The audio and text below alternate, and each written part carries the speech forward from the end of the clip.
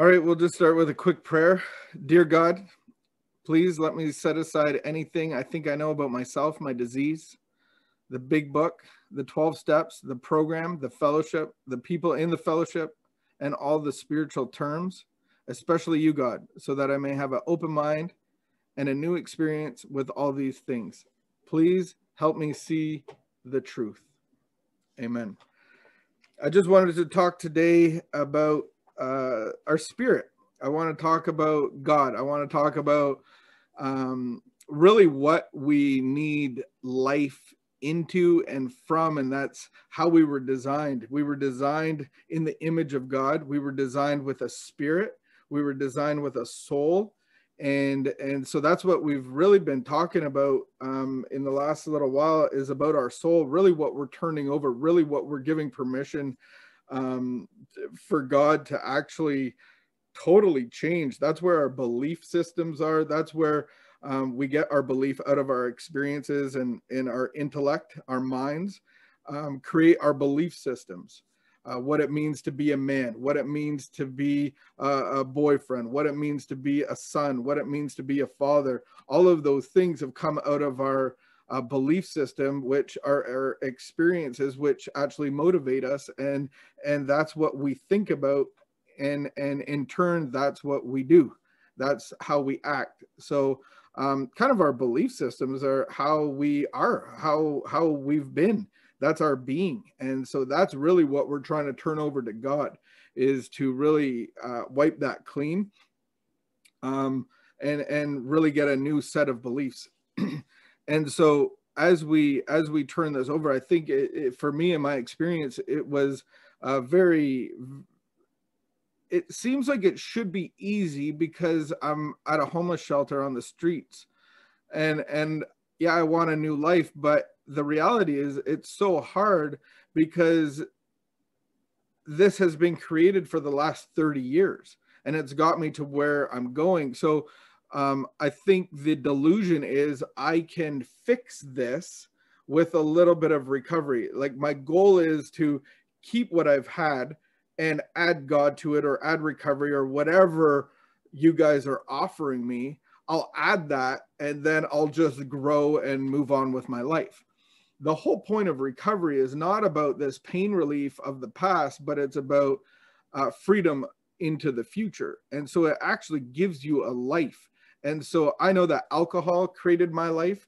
I know that within a year of drinking, my life had changed drastically. My boundaries had changed drastically. My belief systems had changed drastically. Simple things like my friends changed drastically.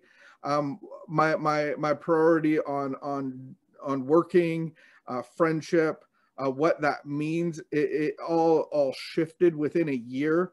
I looked at what I could consume, not just from alcohol and then later drugs, but from women, from male relationships. Anything that I could get, I took.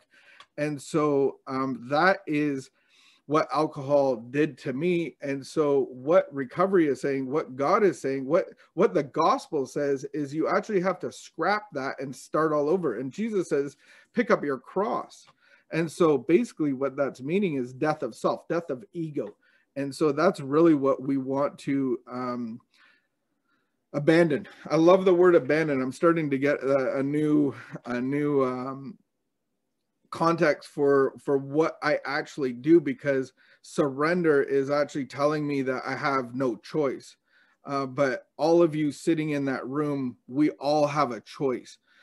Anybody in a rehab center has a choice whether they want to be there or not. You could leave in the next 5 minutes. Just get up, pack your stuff, and head out the door. And we all have that option. The reality is I want to abandon my old life. And so I still have a choice in that manner. And we all do have a choice. It might seem like we come in with no choice. That was my personal experience. I couldn't live and I couldn't die. So I had to do something.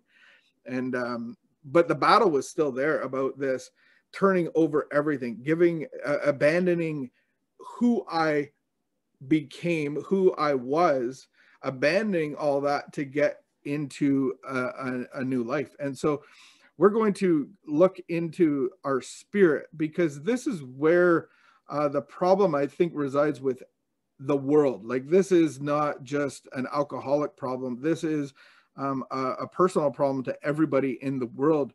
We have this spiritual disconnect. We're spiritually disconnected right from birth.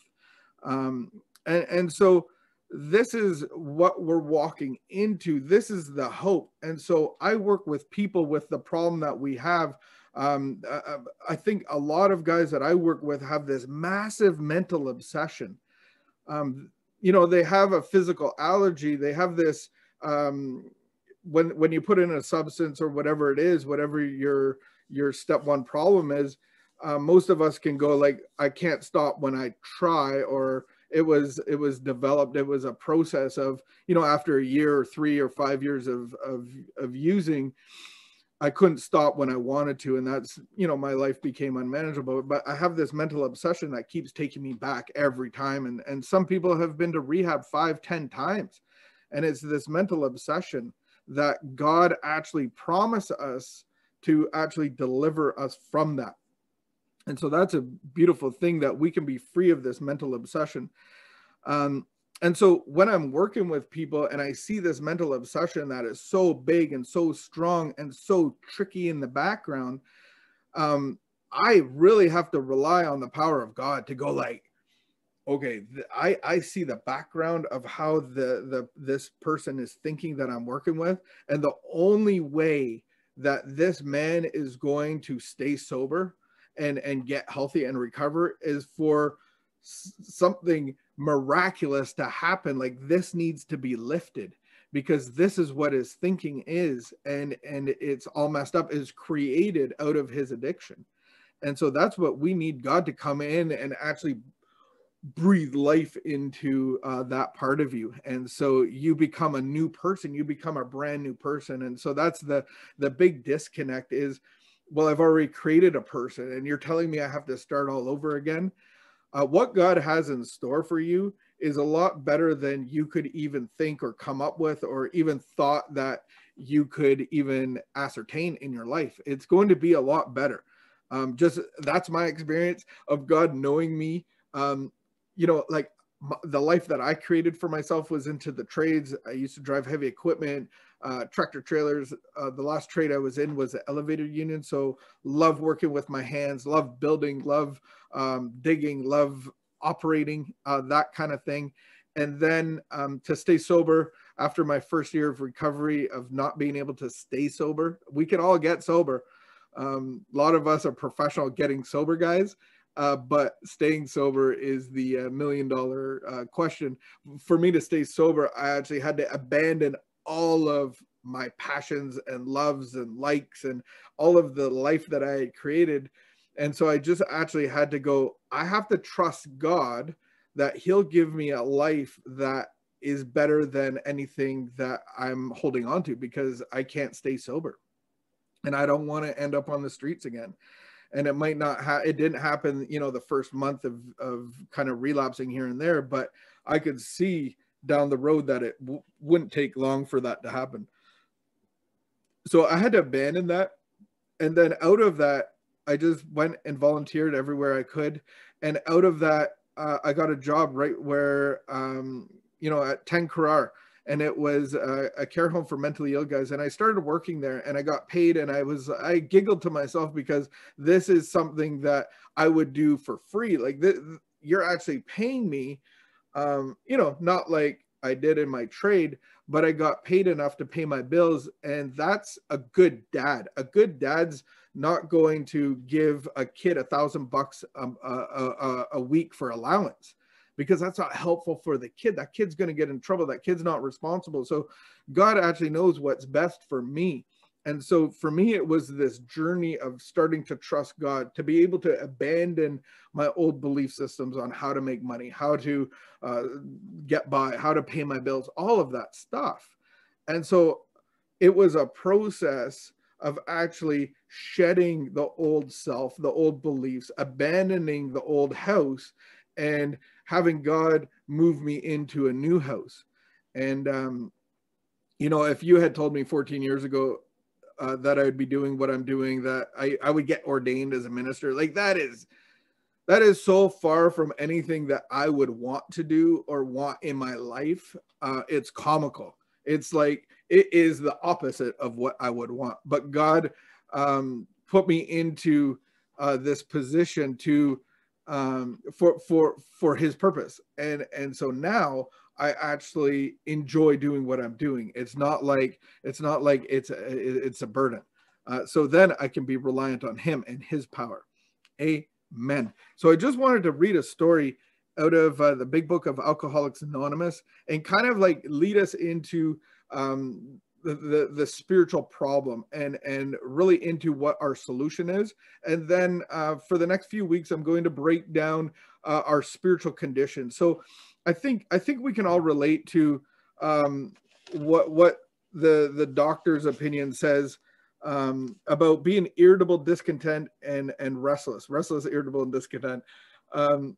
We all are born with that. Like, I didn't get that from drinking. I got relief from that from drinking. And so alcohol actually gave me that relief. And for me, in my life, it looked like I was always restless. I was always thinking that there was something better somewhere else going on. I had learning disabilities, and I had dyslexia and ADD. And so I was always irritable, and I was always thinking that everybody was better than me. Everybody was getting ahead of me. I have to prove myself to breathe the same air. I had this stuff in me from the beginning of, since I could remember. I had this fear in me. I had this anxiety in me. I had that. Maybe I wouldn't have described it like that, but there was tension in me. And so when I drank, it was the first time that actually went away. And that's what the doctor says. He says men and women who drink essentially because they like the effect produced by alcohol. And I can tell you, I like the effect, but the issue and why I became powerless is what it does in my body. It produces a craving for more. And so I go beyond effect into oblivion. Produced by the effect produced by alcohol. The sensation is so exclusive that while they admit it is injurious, they cannot, after a time, differentiate the truths from the false. So it gave me this ease and comfort, but at the same time, it was taking my life, not giving me life. But I couldn't even tell the true and the false. And I remember my parents, I'm 19 and I'd been drinking for only I was a late bloomer. So some guys that I've heard of start drinking at, 8, 9 years old, start smoking weed at that young. Man, what that does to the brain and how that captures your physical and mental would be really challenging to overcome that. And the only way to do that is the power of God. And that's a miracle that recovery offers. So when I was 19, after 2 years of drinking, I was faced with my parents giving me a bunch of options for rehabs, because I came in after a couple of days, going out, weekend warrior stuff. And I came home and they had a couple of rehabs laid out.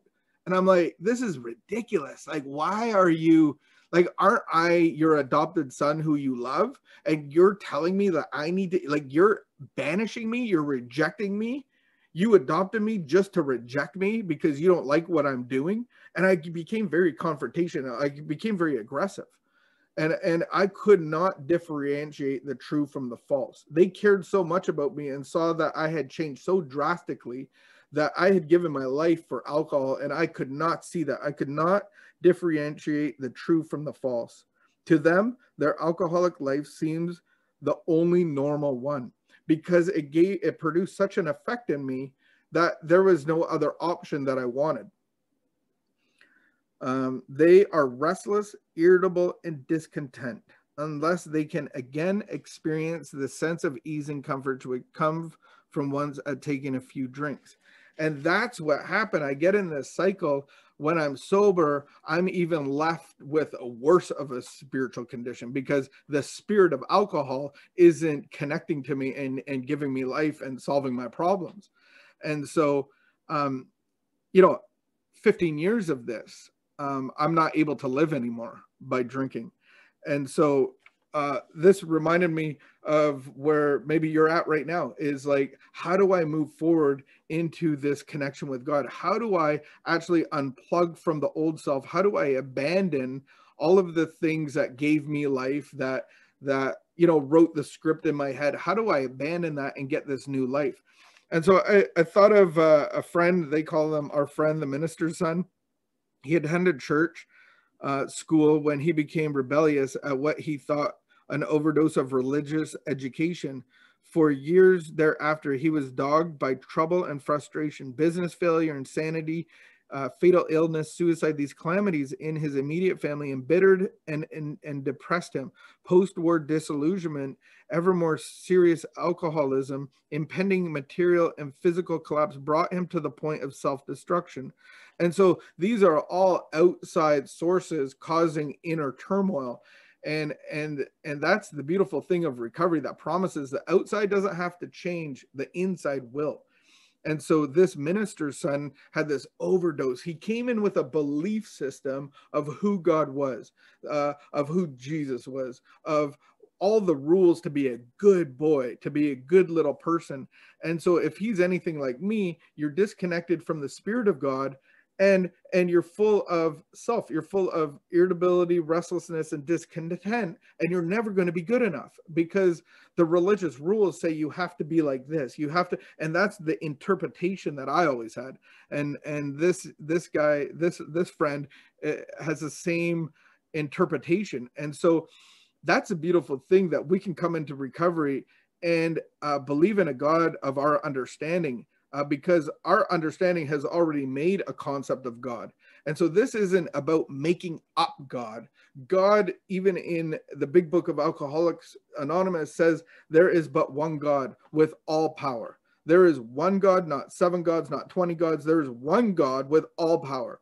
There's a lot of little mini gods like alcohol and other gods that we turn to for worship. A God is to be worshipped. So the definition of worship is what I give my heart to, what I give all of myself to for life and validation in return. And that's what I did to alcohol.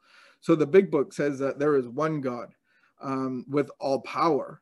May you find him now. And so that's the beautiful thing, is I need to get rid of the concept that I have of God and not let my religion get into the way of my recovery. And so that might be you today, that you've formed this concept of God through Sunday school teachers, maybe some abuse, maybe some physical stuff, maybe some learning disabilities, and you just couldn't measure up. And you were filled with spiritual disrest. You were filled with irritability, restlessness, discontent. You didn't feel like everybody else. And so this is what this story is about. He didn't feel good inside. And so when he drank, it all went away, but it became very self-destructive. One night he was confined in a hospital, and these hospitals were called sanitariums back then. My grandpa, as a Second World War vet, decorated, he outlived a few battalions, and he was sunk in off the coast of Italy in a boat accident, and he survived it all, and he came home as a hero, and he was put in a sanitarium for 5 years because of his drinking. And that's what they used to do to us, and that's not even that long ago. That's probably 90 years ago now that my grandpa was born. And so that's, that's after the World War II, that stuff still went on because there was no hope for people. So that's what our friend, he's confined in a hospital. He couldn't leave if he wanted to. He was approached by an alcoholic who had known a spiritual experience. This is what the life of recovery promises us, a spiritual experience. I know that I have had many spiritual experiences with alcohol. I need to have a spiritual experience that outweighs all of that, so that the problem of alcohol, the problem of my thinking will outweigh, that experience will outweigh the experience of alcohol. Our friend's gorge rose as he bitterly cried out, "If there is a God, he certainly hasn't done anything for me. But later, alone in his room, he asked himself the question, is it possible that all religious people I have known are wrong? While pondering the answer, he felt as though he lived in hell. Then, like a thunderbolt, a great thought came. It crowded out everything else. And it said, who are you to say that there is no God? See how simple that is? But like we just read it, it doesn't do a lot for us, but in him, it's starting to transfer. He's having this experience with God that outweighs his thoughts. This man recounts that he tumbled out of his bed to his knees. In a few seconds, he was overwhelmed by a conviction of the presence of God. It poured over and through him with the certainty and majesty of a great tidal at flood. The barriers he had built through the years were swept away. And those are the things that are blocking us from the Spirit of God. And so the program of action that we have is actually to be getting rid of these things. But in this case, this God came to this man in kind of like a step 3 experience for this man to actually turn over his will in his life. And so that's a beautiful thing about God. He's not this far off God that I always thought was ready to punish. And if we're good enough, we get to go see him at the end. The barriers he had built through the years were swept away. He stood in the presence of infinite power and love. He had stepped from the bridge to shore. For the first time, he lived in conscious companionship with his Creator. Thus, our friend's cornerstone was fixed in place. This is the cornerstone of our recovery, is a step 2 experience. And so I come to believe in a power greater than myself. And God, in my experience, comes and actually shows me. He actually is not this far off punishing father that is just waiting for me to do wrong. He actually comes in little experiences and shows me, and the Spirit of God actually awakens me to this. No later vicissitude has shaken it. A cornerstone actually is the building blocks of a wall, of a brick wall or a stone wall. That's where they start everything. And so from there, the rest of the building is formed. And that's why we have to abandon our old cornerstone. His alcoholic problem was taken away. That very night, years ago, it disappeared. Save for a few brief moments of temptation, the thought of drink has never returned. And at such times, a great revulsion has risen up in him. Seemingly, he could not drink even if he would. God had restored his sanity.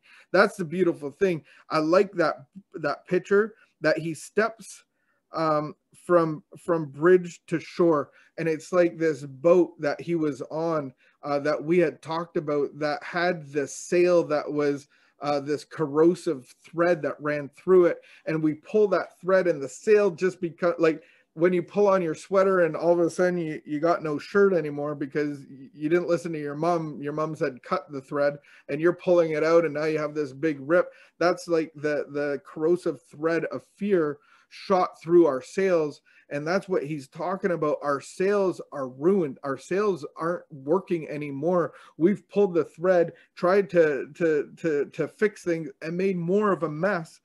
And now God is going to take our ship, and we have to abandon it and come to set our feet on shore. And so this is where I come into the decision of going, I want to shipwreck that boat, and I need a new ship. I need a new ship master. I need a new captain, and I need a new boat. And so that's the beautiful thing of that picture of really having to abandon the ship that you were in for a whole new ship, a whole new cornerstone. And that's a beautiful thing about recovery. And so I actually don't get power of stepping on the decision. I actually get the power in step 7. And so that is the process, though. That is the beginning of really identifying and coming to terms with my spiritual condition. And so most of us, when you take away alcohol, are more miserable to be around than we were when we were drinking. And so we do have this spiritual problem. I really love how they talk about the spiritual problem in the book of Alcoholics Anonymous on page 52. They talk about the bedevilments. We have the beatitudes versus the bedevilments. We have the bedevilments versus the promises. And so this is the spiritual condition that we all come into. I had to ask myself, and this is really starting to understand the truth, because Dr. Silkworth actually says, like, we can't differentiate the truth from the false. So does this truth apply to me? That I had to ask myself, I should apply our human problem with the same readiness to change our point of view. I actually have to change all of my thinking. Was I having trouble with personal relationships? Could I control my emotional natures? Was I prey to misery and depression? Was I able to make a living? Did I have a feeling of uselessness? Was I full of fear? Was I unhappy? Was I was never able to be of real help to other people? And so that's how I came in to life. I had that in life, and alcohol gave me the relief from that, and gave me power, and gave me a life, and gave me a connection. And until the reality was, it took it away. It took my life away. And so where we're going to go from now is really just look at spiritual wounding and how that has happened. I think we can all understand that we're born into this. We, just like when you go to the doctor does a physical on you, and then he asks you, do you have heart disease in your family? Do you have addiction in your family? Do you have cancer that runs in your family? Any of these diseases? That's what happened to all of us. At the beginning of time, Adam and Eve chose disobedience, chose independence. I don't think they were ill-willed about that decision. I think they just want to be like their dad. Their dad says, do not eat of this fruit. You can have all the other fruit, but don't eat of this fruit. And they were tempted, and the tempter says, surely you won't die. God wouldn't kill his creation now, would he? And so they thought that was a good idea. We'll have our eyes open, and we could just be like Papa. We could just be like our creator. We can just be like God. And that's the biggest temptation that we all have, is to play God. And we weren't designed to play God. We weren't designed to be the director. We weren't designed to be the employer. We're designed to be the employee. We're designed just to be the actor. And so that's how we've come into this life. Adam and Eve, they chose to have independence, to be like God. And then they were filled with shame. They were filled with fear, and they hid. And so we come in the same way. We are their descendants. And so we all have come into this world disconnected from God. At birth, we're disconnected from our womb.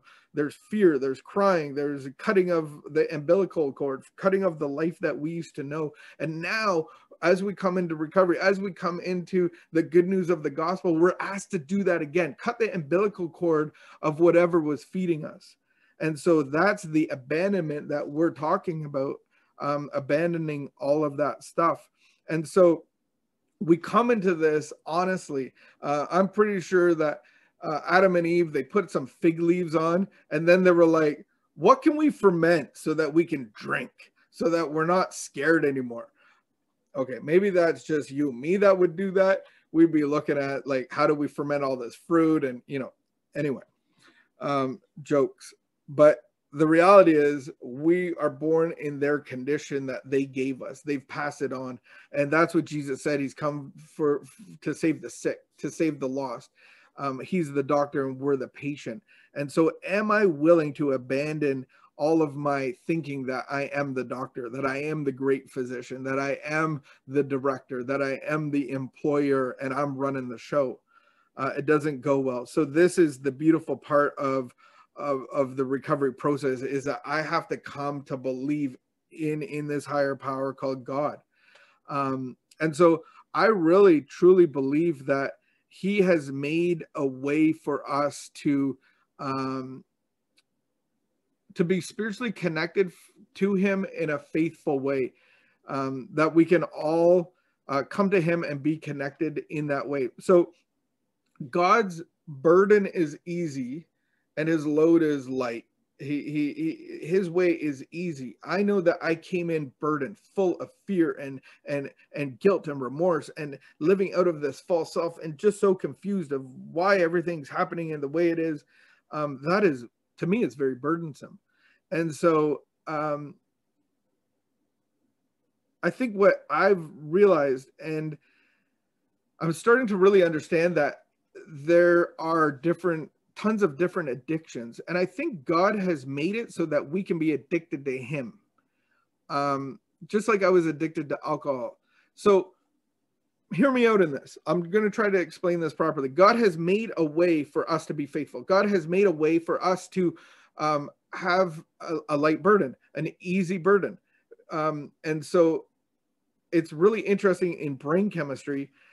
What I learned with sex is that a man can be faithful to a wife because at the point of having sex, there is chemicals that are released that take a picture of what's in front of him. And so that's what produces the craving for more of that. And so if you're doing that in front of, 50 pictures and porn and all of that, then it really messes up for the ability for a man to be faithful. And so I think that's a beautiful thing that God created so that we can be faithful to one person, one mate. It's the same way as how he's created us to be addicted. And so I believe, and I'm starting to really understand this in a way broader sense, that anybody with a love addiction, what they're really happening, they get into these situations, and most of it's not sexual, but they get into these situations that produce endorphins. And so just like alcohol, the chemical that produces for the craving for more, they have a craving for more endorphin hits.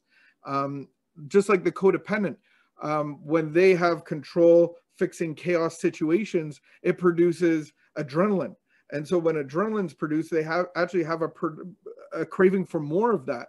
And then they get into these situations, and that's why they don't leave abusive situations. That's why they get involved in addiction people. That's why they get involved in horrible relationships. They take care of everybody else and not themselves. And so I don't have that happen. But when I drink, I have this production of a craving for more. What I've learned is if we can turn all of that away, unplug, abandon that, and we get spiritually plugged into God, it actually will produce a craving for more of that. And my addiction or my worship to God actually becomes easy because it's giving me everything that I could get and more from the other things that I've been plugged into. And so to me, when I look at, in my early recovery, I looked at people's lives that had it all together, that were recovered, that, might have been in church stuff. And I'm like, that is boring. Like, that doesn't sound like a life. Like, I got these big plans and I'm an entrepreneur and I'm going to do all this stuff in business and all of that stuff. But what I worship, God actually changed all of those desires. And it's not like he took anything away from me. He took the bad stuff and left all the good stuff how it was originally designed to be made. So that's a beautiful thing, is that God actually has designed us a certain way. And then when I go to worship him, it's actually easy. It's not a burden. And so that's what we're going to look into, is kind of these classifications of spiritual wounding, of spiritual sickness, of spiritual malady, however you want to call it, and our intense need to medicate that. And so the only true medication is the medication of worship of God, the Holy Spirit. So we connect to these other spirits, they give us a life, and now we want to get life out of the Spirit of God. So that's what we're going to abandon. That's what we're trying to, that's the, from your head to your heart, is, they say, I don't even know if it's 18 inches, but they say that. The hardest 18 inches is to go from your head to your heart. And so would you with me invite God in to give you an experience, to come to you in a phrase, in a picture, in a word, through somebody else, through something happening when you're outside or going to bed, just like our friend, the minister's son. It was so simple. all he heard was the phrase, "Who are you to say there is no God?" And then we can make a decision to step from the bridge to shore, to abandon our ship and come into a new relationship with God. And so we're abandoning that relationship for a new relationship. And so there is one God with all power. May you find him now. And so we get to decide if we're going to abandon what we knew for something new. And that can be very scary. I totally understand that. It is scary being using and having your life go out of control. And then it's scary trying to get this new life and doing things that you never thought you would do, and having you change so drastically from the inside. You go from this selfish, self-centered consumer to actually having your heart change to want to give back, to want to volunteer, to want to give your time. And I see the three guys around you. You might not like them all the time, and that's a good thing because that means they're doing their job. Those three guys have a new life, so drastically different. Matt, Kevin, and Sean, their lives are so different that 5-10 years ago you wouldn't recognize them. And so that's what they're talking about, is really abandoning the old self and having God restore and raise you up in a new self. Thank you very much.